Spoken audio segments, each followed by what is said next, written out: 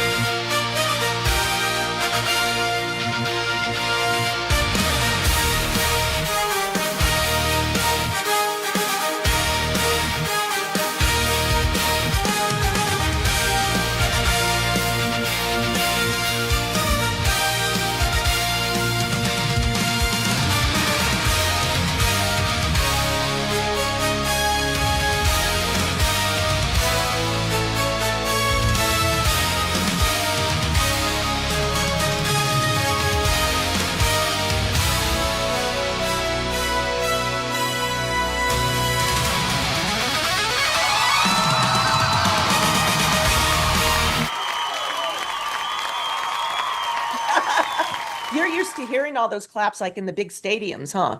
Yeah, something like that. Yeah, absolutely. Yes. It's so good to see you, Hunter. We would like for you just to give a not a biography, but an intro of yourself to our audience, people that may not know you. Yeah, absolutely. And you guys hit it right in the head. Jack of all trades. 100%. 100%. To start, I'm a man of God, and I'm a father. I'm a husband. I'm in fast food with one of the largest Taco Bell franchisees in the nation, Border Foods, LLC. I'm a multi-unit manager for that company. I'm also a professional football player for the West Michigan Ironmen. It's an arena league, just about 45 minutes outside of Grand Rapids in Muskegon. I'm a published author of The Way, Out of Self-Sabotage into Self-Mastery, working on book number 2 as we speak. I'm a bit of a motivational speaker as well, and my company that I work for is starting to tap into that aspect of me, which is super exciting. Yeah. Our stories are very, very parallel. You lost your father at 14. Mm-hmm. I lost mine at 15. That is a huge thing to go for a son. In your case, I was a daughter. And I bet that was a big trajectory change for you. Yeah, and it's one thing that I always talk about when getting my people to get out of their own way, so to speak, because I consider myself a subject matter expert on self-sabotage, is understanding that problems are part of our story. Yep. I think it was Robert McKee that said it best.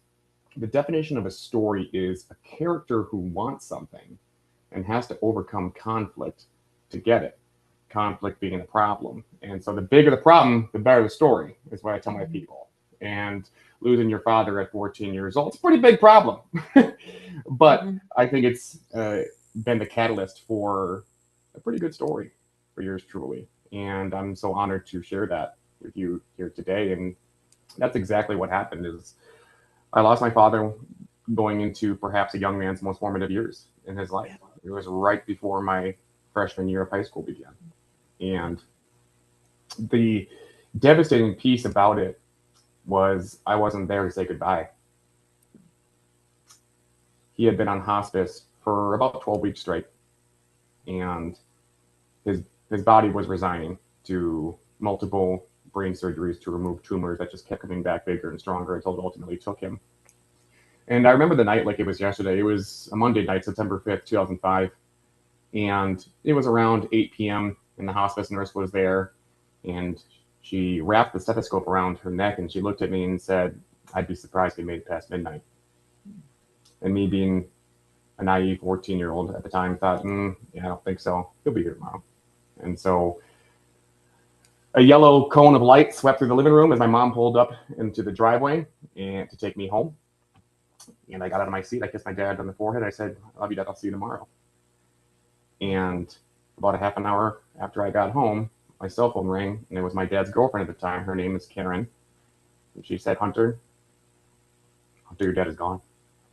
But that set me down a dark road for the next 2 decades. My spiritual malady is idols, big time. And so when I lost my dad, I started seeking the approval and acceptance and achievement from coaches and women and drugs and sex and notoriety and money and all of these worldly things that ultimately led me to finally sitting down one day and writing my first book, because I just got so sick and tired of getting myself into these predicaments, i.e. self-sabotage, that I actually wrote on that board right behind you one day, why do we sabotage ourselves? And that became the ultimate prompt because I wanted to answer that question. Okay, number one, you just told my story, so thank you very much. Like I said, very parallel. Well, I'm feeling what you're saying here, and it seems like through the process you had a lot of character building moments. Mm-hmm. You've gone through so many different things, but when I look at you now, today, man, I see a guy that's conquered. You have so many things that you were laying in front of you, and boom, aced it. Boom, aced it, aced it. It's like you have so many passions that you have fulfilled. Can you tell our audience a little bit how you got to that point where you have the mindset to conquer and actually do what you set out to do? Jumping forward, but I love it. I think it goes back to a day in the 5th grade when I realized that I could actually be good at something. Our 5th grade teacher, Mrs. Schmitz was her name. She, just out of the blue, said, for the next 45 minutes, take out a piece of loose leaf. Remember loose leaf, that term? and for the next 45 minutes, just write a story. For whatever reason, I was drawn to it like a moth to a flame. And after 45 minutes went by, I set my pencil down, I swiped that page off of my desk, and I slapped it on her seafoam colored desk, still remember the color of the desk, and I pushed it in front of her. And I remember just watching her, more like studying, and watching her eyes dart back and forth as she's reading the story. And soon her eyes redden, tears cut trails down her cheeks, and her shoulders start to bounce.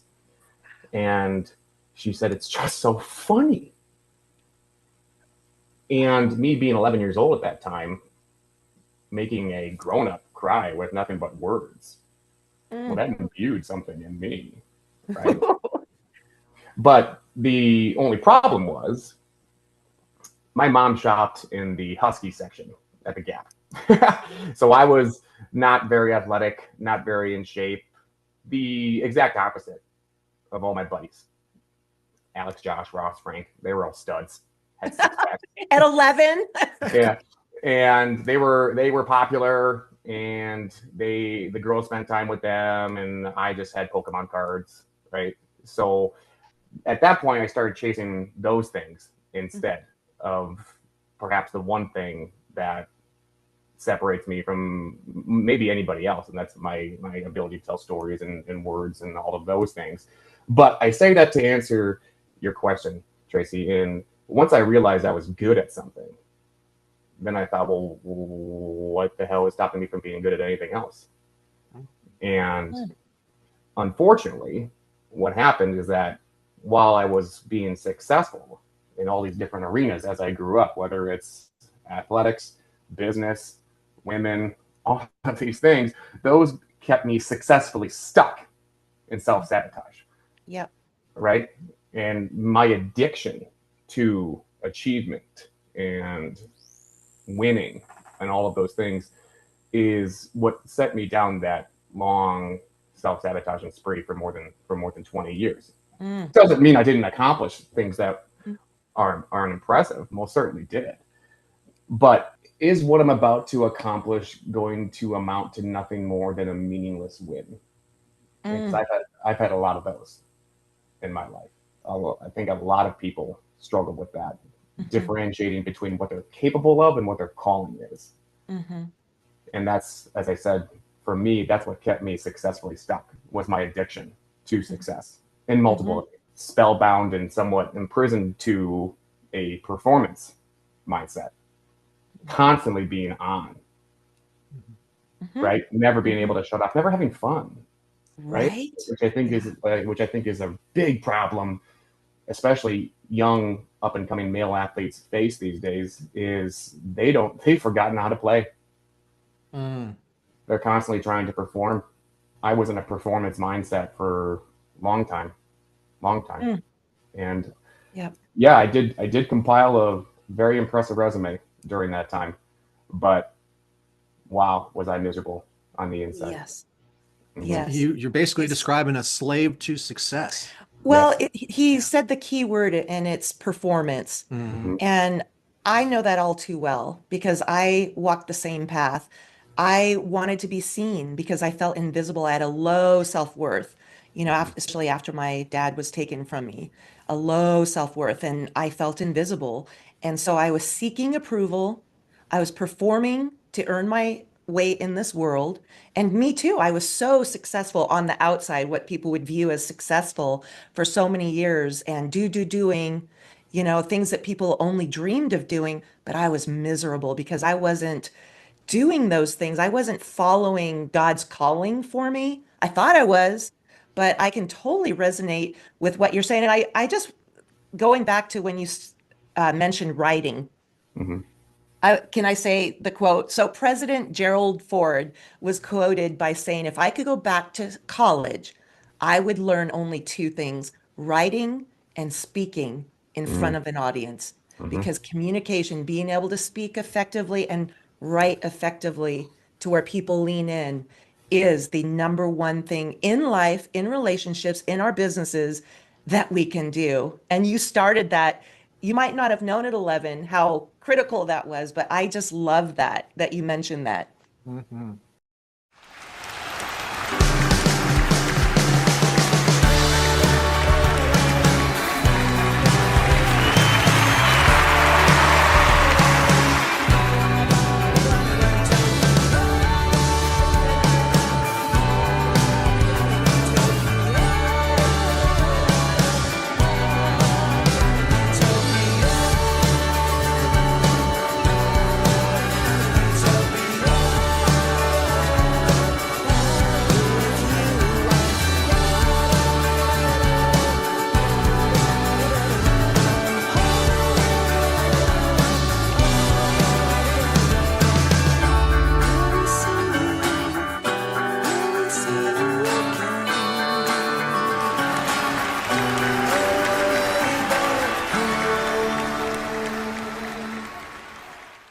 You're watching the Rockstar Diaries TV show.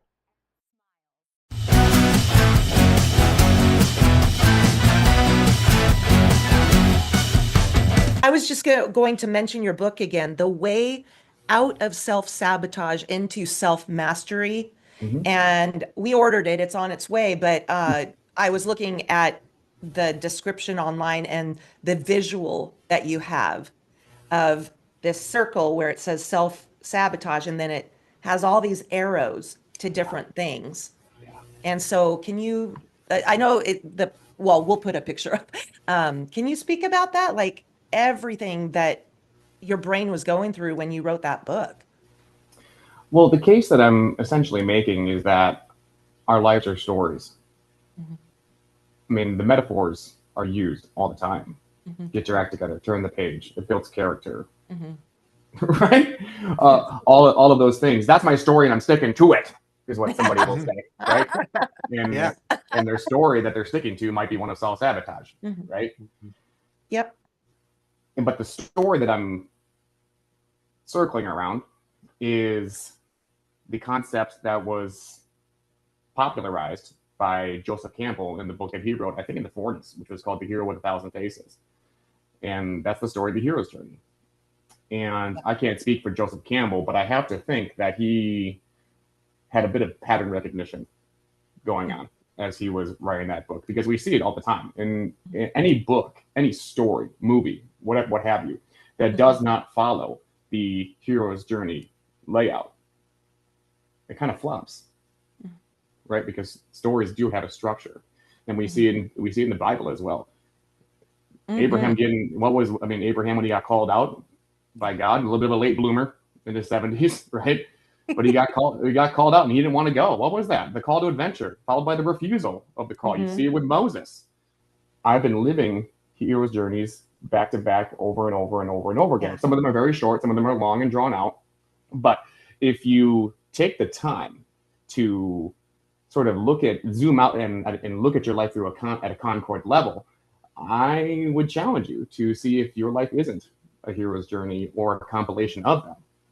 And that's essentially the case I'm making for the readers. Like, listen, this thing is real, and you also have the power to change it. A lot of my clients are women in their next and best chapter. They are either widowed or empty nesters or trying to get out of the corporate world, and a lot of them come to me and believe that their past disqualifies them from an abundant future or disqualifies them. And we can rewrite our story every day. In fact, sometimes going from pain to purpose, trauma to triumph is the hero's journey of telling somebody else, giving somebody else the medicine and the permission to step forward and to write their next chapter, to where it's like, if I could do it, you can do it kind of thing. So I just wanted to mention that. Oh, yeah. I think that the more people understand that their mess is their message, right? Yeah. I think the more people will be able to get out of their own way. I mean, I think the very first page of my book, to piggyback off of what you said, was a quote that my mom told me. We can't rewrite what's already been written, but we can start a new chapter today. Yep. Love that.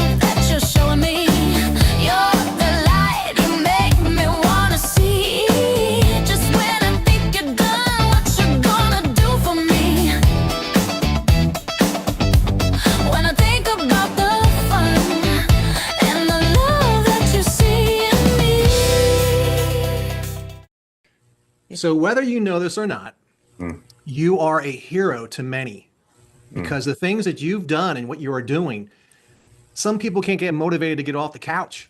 You know what I mean? Get off the video games or stop scrolling. Or even drive to work, whatever it is, they just can't do. And it just seems They're like stuck. you Frozen. are able to do amazing things. I mean, we can't do them forever. I mean, you can't play football forever, but you're living a passion right now. You're doing something amazing. You're writing a book. It's amazing. You're in corporate life doing amazing stuff. And it's like you succeed.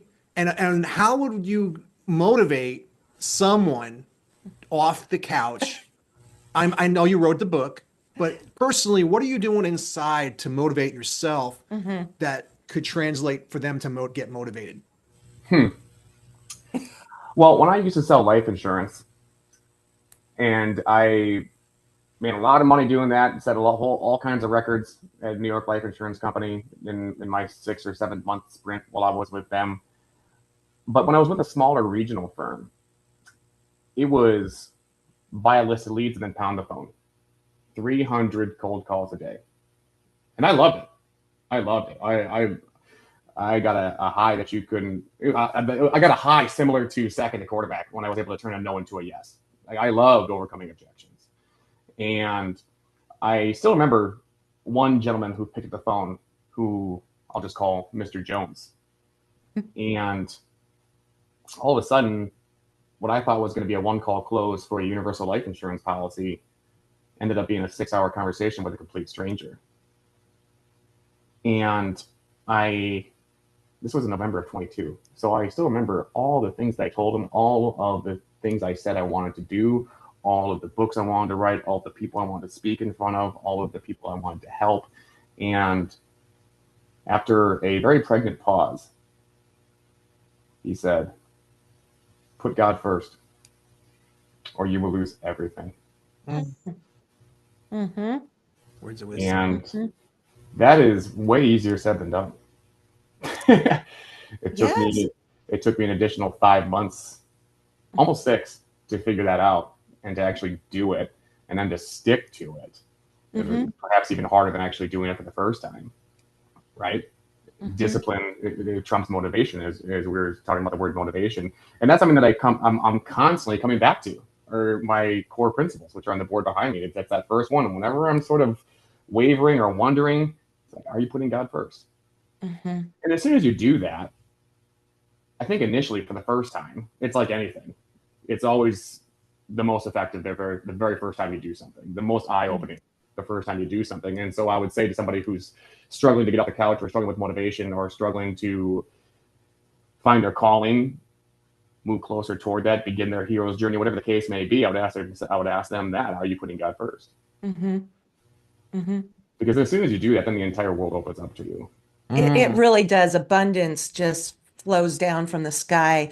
As believers, because you had mentioned the word idol earlier, and for those who maybe don't understand that, as believers, we believe that anything that takes the place of God, and it could be working out, it could be obsessed with the physical appearance and working out 5 hours a day, anything that takes the place of God is considered an idol, just using that term, not lightly. And it is fully knowing, you're, like you said, easier said than done. It's a process. It's every day we wake up and we pray and we say, Lord, what would you have me focus on? It's not just a one and done. Okay, I'm going to put God first. It's every day we wake up. And so I'm glad you mentioned that. And I love the idea when we're talking about Christianity, it's when Jesus walked the earth, it was all about servitude. So he served us in ways that, to show us those ways. And the thing about it is that you can either try to be served or you can serve others. And when you serve others, doors open. Oh, yes. It's like when you try to sit back and let somebody serve you, not so many people are going to want to do that.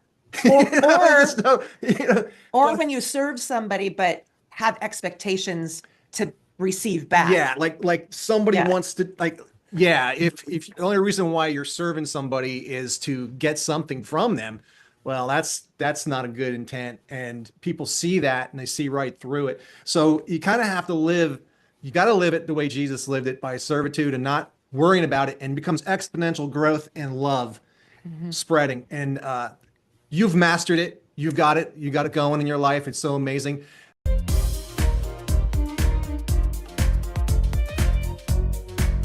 Cedar Ridge Acres. So, why? Because you smell good.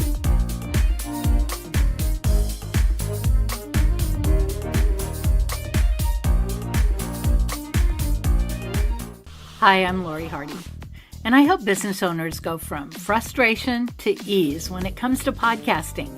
If you're looking to boost your credibility and grow your business but feel overwhelmed by the process, I've got you covered. With over 30 years of experience in top radio markets, I know how to make your voice heard.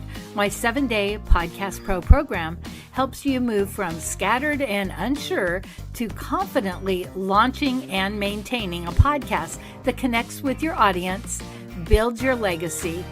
It's done with ease and minimal time. Plus, I'll share insider tips to help you rank in the top 5% and take your message national or even global. 7-day Podcast Pro is your launch pad. Let's get your voice into the world where it belongs.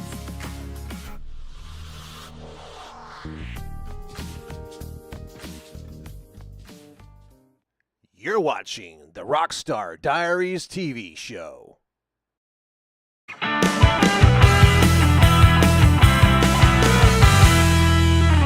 Now, tell us a little bit about your football journey.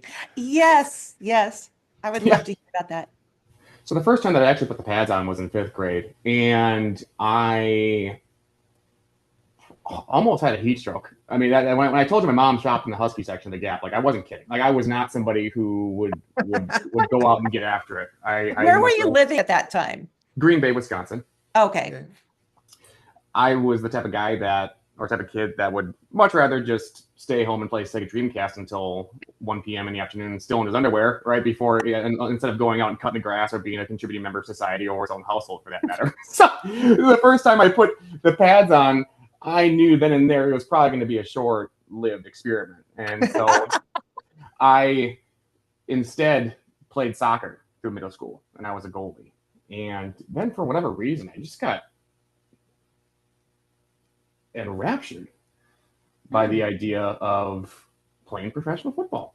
Wow. Right as I was heading into my freshman year of high school. And so we did the summer workouts and all that stuff. I started to see my body change. That was cool. And I was pretty average for the first 3 years of high school. Didn't see the field even up until my junior year when I was on varsity.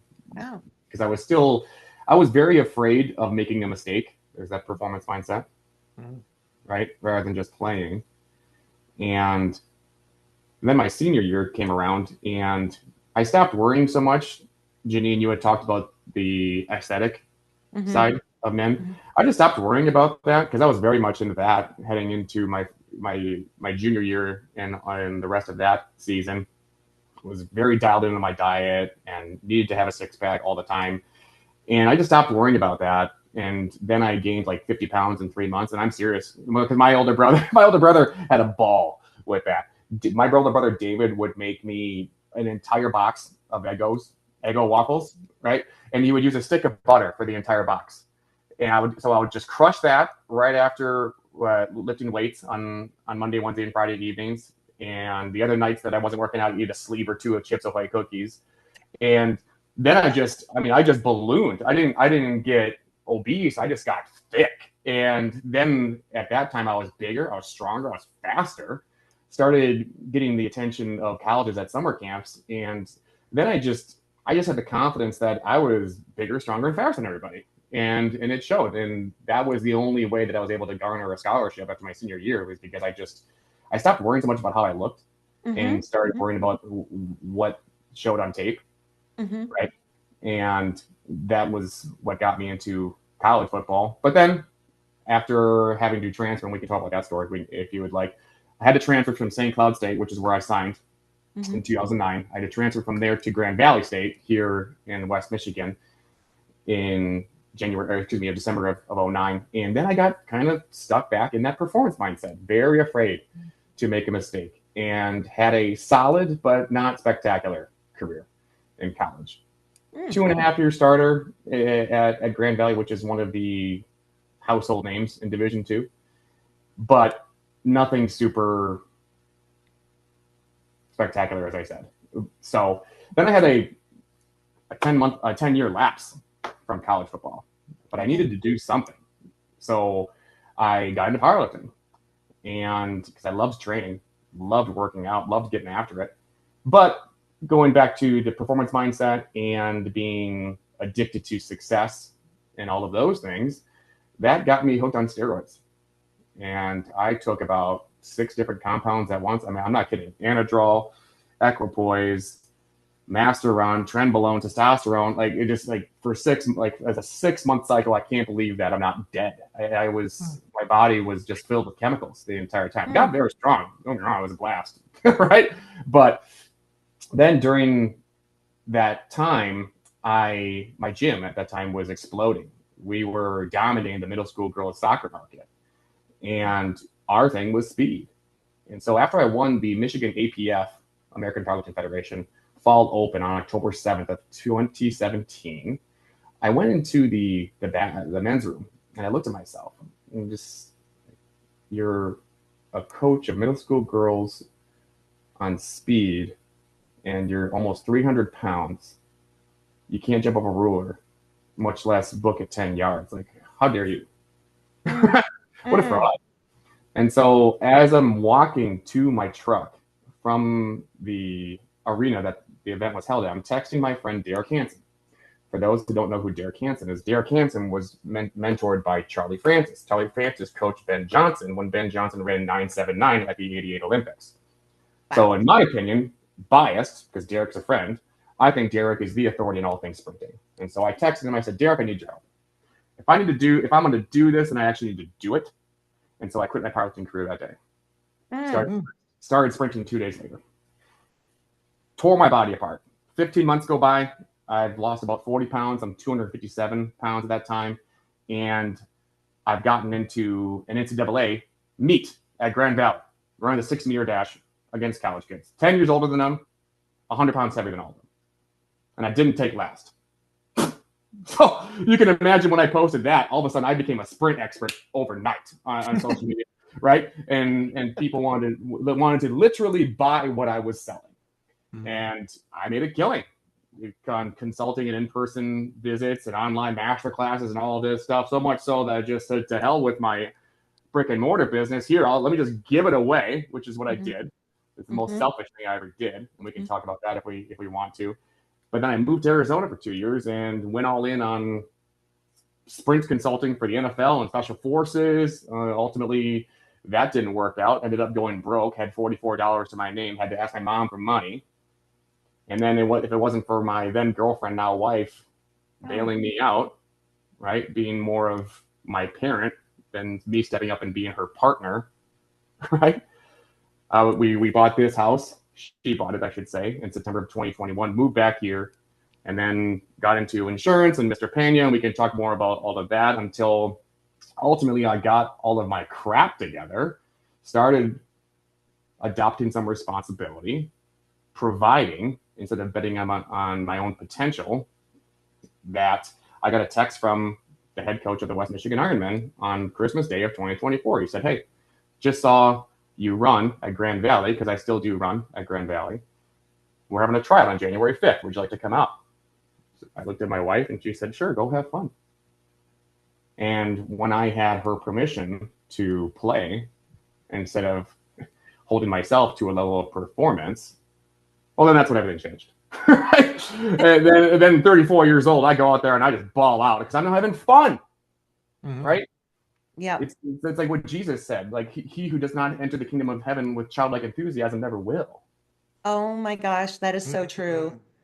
That is so true. Life is hard. Like we were never promised a rose garden or butterflies that, what did you say, fart roses or whatever? I don't even know. Life will get hard, and it's how we respond to it. And I tell you what, when I met this guy like 5 years ago, he's all fun and laugh and humor, and it keeps us young. It really does. And having a child, like I go outside and I'm just amazed at God's beauty every day. But I think of how many years I missed out on the beauty around me, even while doing the most incredible things. I just wasn't enjoying it. And my eyes were looking through eyes of darkness. That's what I call it.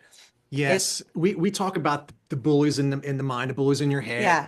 And basically what that is that you can fight a war in your mind all the time. She says this, I'll say this back. She says that, I'll say this back. Or somebody, those wars, bullies in your mind. You can't do that. Yes, I can. You can't do that. Yes, you're not good enough. Once you get rid of those bullies and the everything opens up, it's like like you said, you're doing it because you're having fun and you're not worrying. You don't have no fear. And fear is in the Bible so many times. And once you break that cycle of the bullying in your mind and that fear, you become like this guy. Yes. And I tell you what, it's like you can't be afraid of looking or acting or being stupid. And, yeah. I mean, that's when my life changes. You had mentioned a few times not caring about the aesthetics, the outside, I mean, there's so much to that to unpack, but we're not waiting to be perfect, and you don't need to wait for permission. It's taking that first step and then the second step and getting your butt up off the couch. Just say yes. If something is calling you and in your heart of hearts that it is truly, you don't even have to believe in God, because we have a lot of audience members that, believe in something else, the universe, whatever. But that tug, that pull, that whisper that's saying, this is, where you need to go. You got to get up. you got to take action. You got to take that first step, right? Yes.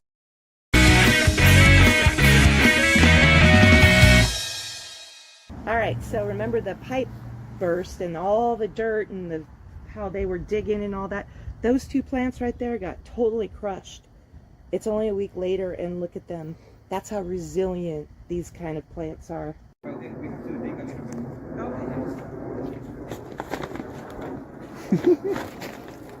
Last winter we had a freeze again, and usually that kills elephant ears, but since we fertilized it and buried the bulbs deep enough, look it, they're all coming back full force.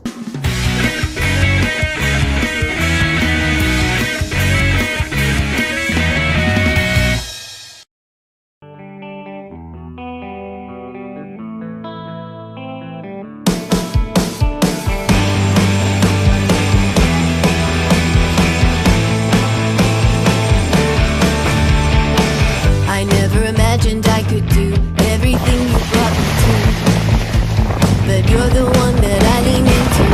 It's all possible with you when the waters need to move. All I need is you. Whatever you say, I'll do it. I know you'll bring me through it.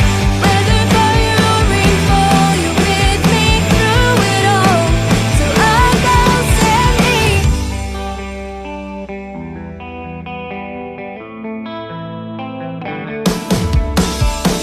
Why have I doubted and complained? I've questioned in the rain.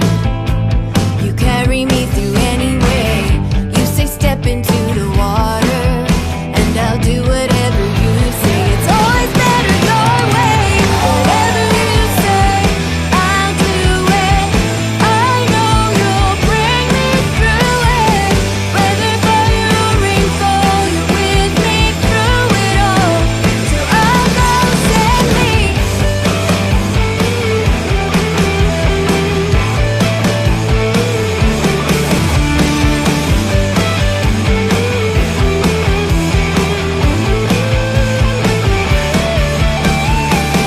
If I'm anything, I'm yours.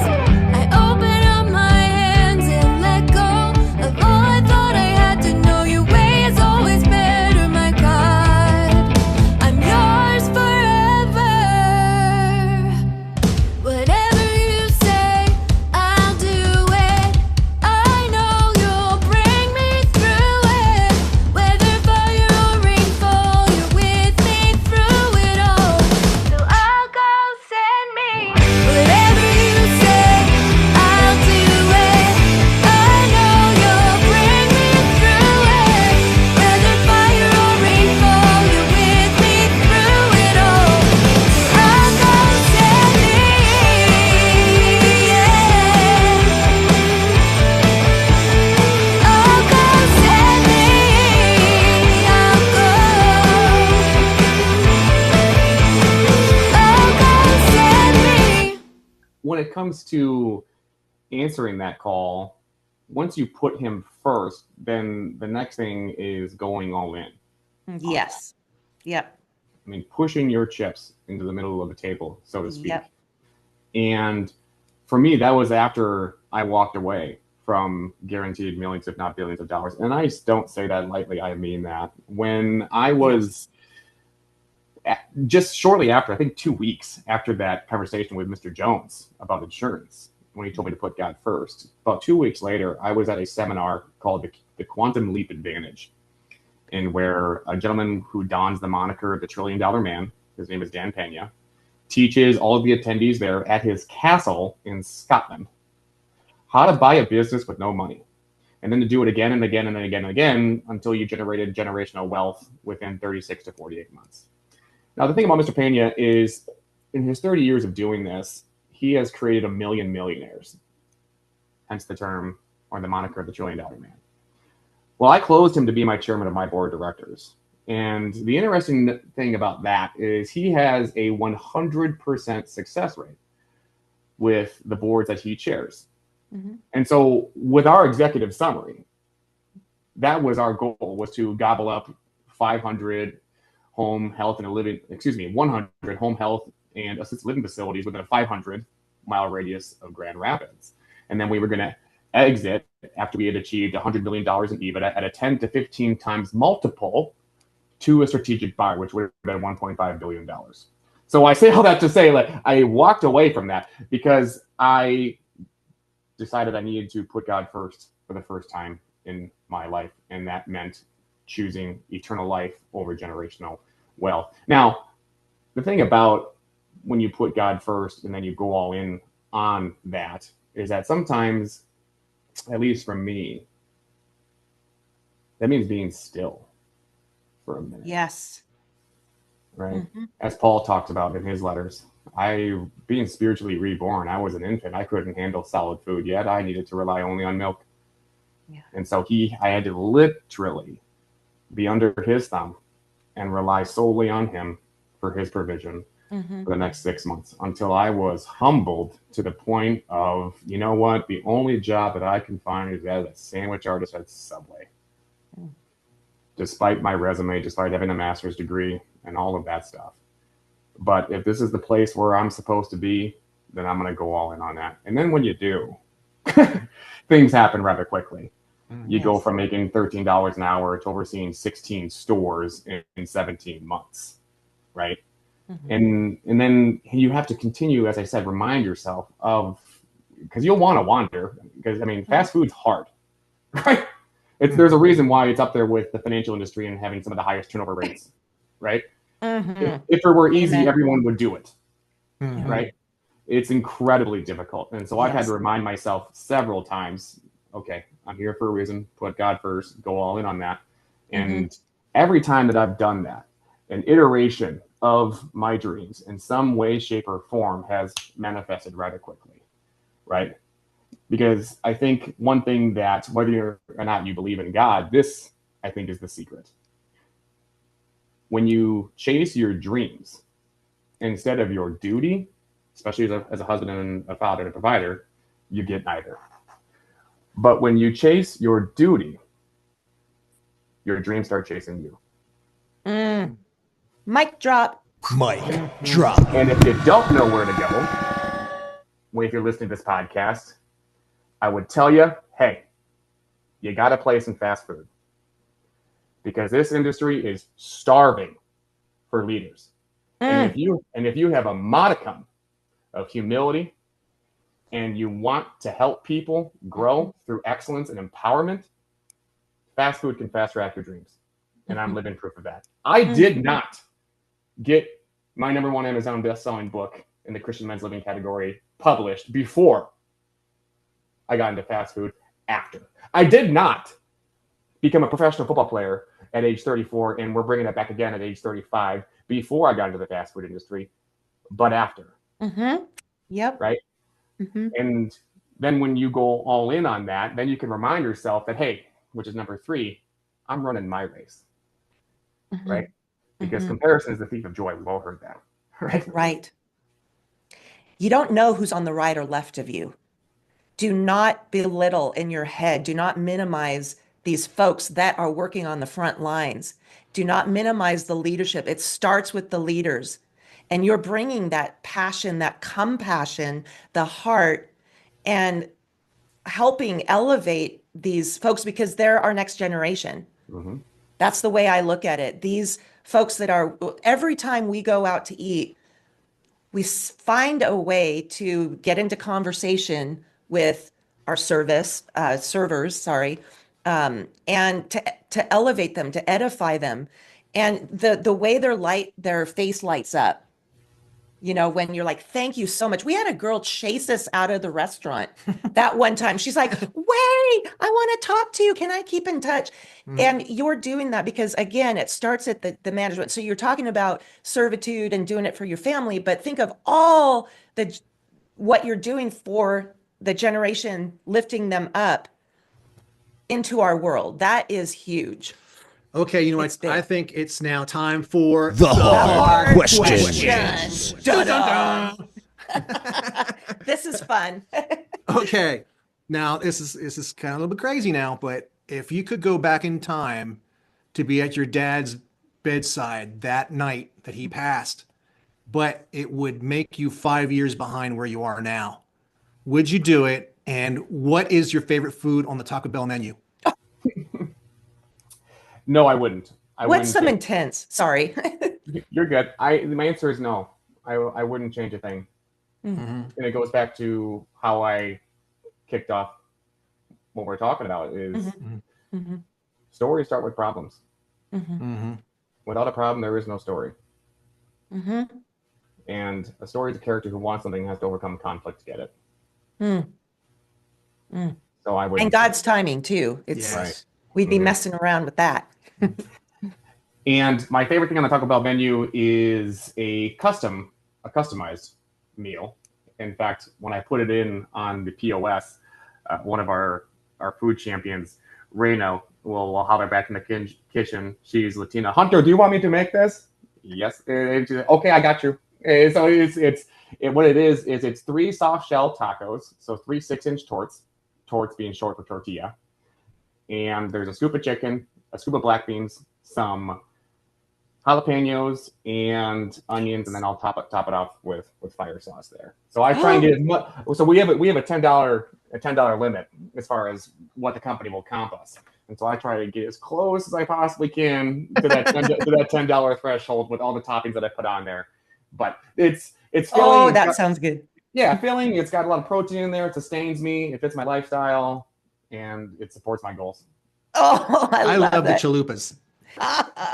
Well, it's been such a pleasure. Any parting words? We want to give you an opportunity to speak about anything that you have an itch or calling. We don't want to feel like you walk away and go, oh, I forgot to talk about this. Anything coming up that you want to publicize that we can blast all over the media for you? Anything? Well, a couple things I would say to get in touch with me at huntercharneski.com. Get on the list, and there you'll also find the podcast Artistic Warrior with Hunter Charneski, which basically talks a lot about what we've been talking about for the past hour, which is, hey, embrace the jack of all trades that you got in you. You don't have to choose, right? Exactly. You said it, Tracy. I got my toes in a lot of oceans. You can have an abundance of authority, and I believe that God wants us to have that. Mm-hmm. Right. So stay in touch in with me there. And I guess the last thing that I would share would be the last of the 3 principles there, which is run your race. It was February of 2023. Yeah. And I was around the 400 meter that day. So it was the NCAA big meet. It was called at Grand Valley. And I was in really good shape that day. I knew I was in a PR, if not win that entire race against college kids. And about 3/4 of the way through, this young man from Hope College and I are neck and neck. I mean, I still feel his orange and blue jersey on my fingertips. I mean, I'm right on this kid's heels. And then when we turn the corner and I hear the roar of the crowd, well, that's when I made a crucial error. So there's a part in the 400 meter that anybody who's run it knows, that's called the kick. Right towards the end, you put the hammer down, you give it all you got. Yeah. Well, when I heard the roar of the crowd, I stopped running my race and started racing that young man from Hope College. And so I kicked too early. And although I did PR that day, I did not win. I took 3rd. And it was all because that I wasn't running my race.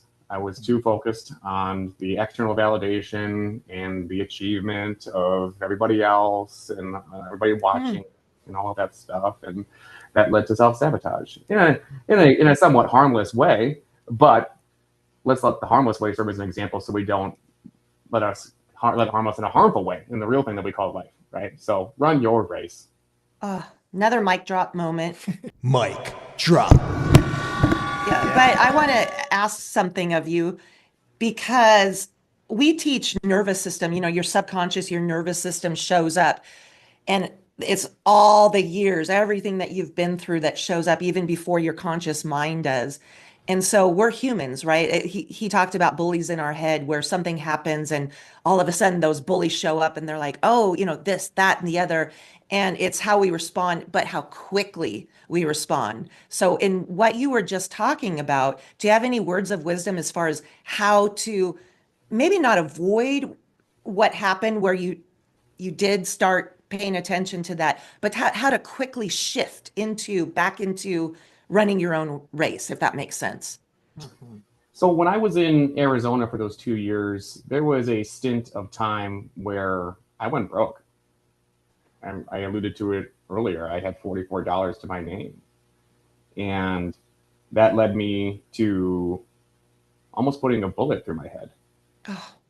And I had no other place to go but to admit myself into cognitive behavioral therapy. Okay. And Molly was my therapist's name, God bless her. And she equipped me with a tool called the 3 C's: catch, challenge, and change. And what it helped me do is to become conscious of my unconscious thoughts. Said another way, I was able to start thinking about what I'm thinking about. Because the fact of the matter is 90% of the thoughts that most of us have today will be the exact same tomorrow and the next day and all those things. And it's no wonder why people stay stuck in self-sabotage, because they have a unconscious program leading them through life. But when you apply catch, challenge, and change, you start thinking about what you're thinking about. You become a governor of your thoughts. And so when these thoughts come into your mind, whether you're on the track racing against a young man from Hope College, or debating whether or not you should get up when your alarm goes off at 5 a.m., or doing anything, I think you need to ask yourself the question when those thoughts come is, A, catch those thoughts, and then you challenge them by asking the question, does this thought or do these thoughts serve me? Mic Right? drop. Mic drop.